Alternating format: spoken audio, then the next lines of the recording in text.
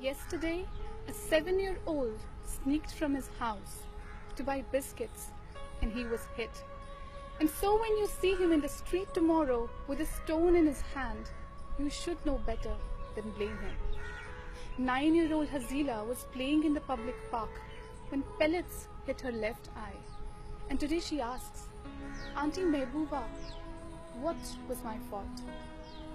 8-year-old Junaid went out to buy some milk. And today he lies critical on a hospital bed. 300 pellets were found in Riyaz's body. He was returning from work when killed. His brother's marriage was only 4 days away. What had been readied for the wedding was used at the funeral.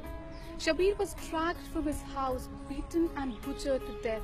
Insha was standing in her balcony when pellets hit her body, her eyes, leaving her blinded for life. Basit was shot at in the legs and pushed 20 feet deep. He was to leave the next day for his college in Punjab. But for us, college can wait, death cannot. So India, while Sindhu got you a silver, here is a gold for you.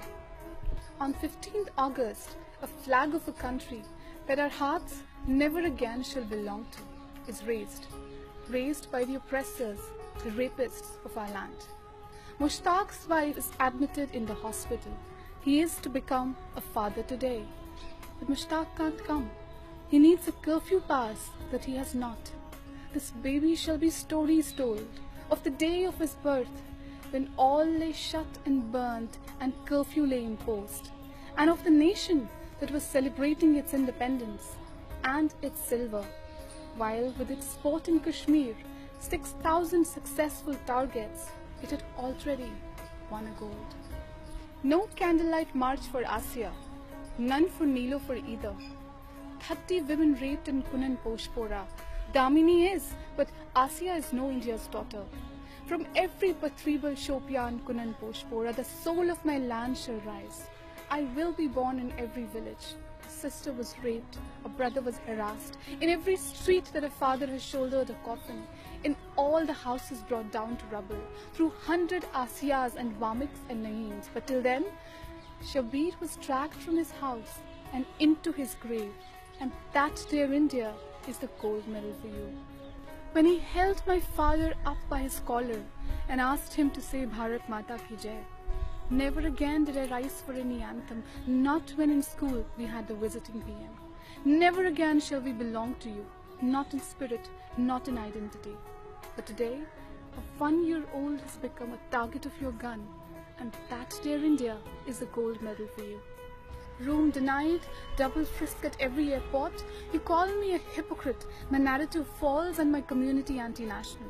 Ask me for proofs for my loyalty to your nation.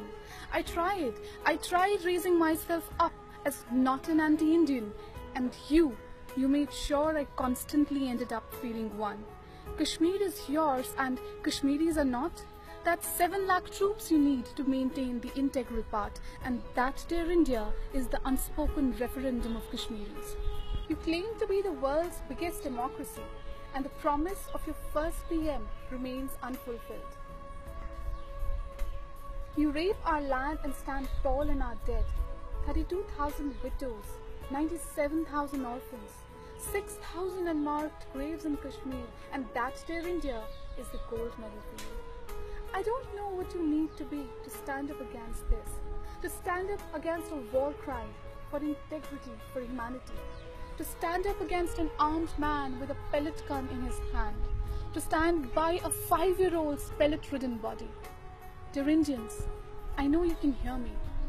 Death shall silence us all, but before we die, we're alive. 72 killed, 6,000 injured, 100 blinded, and when shall we hear from you?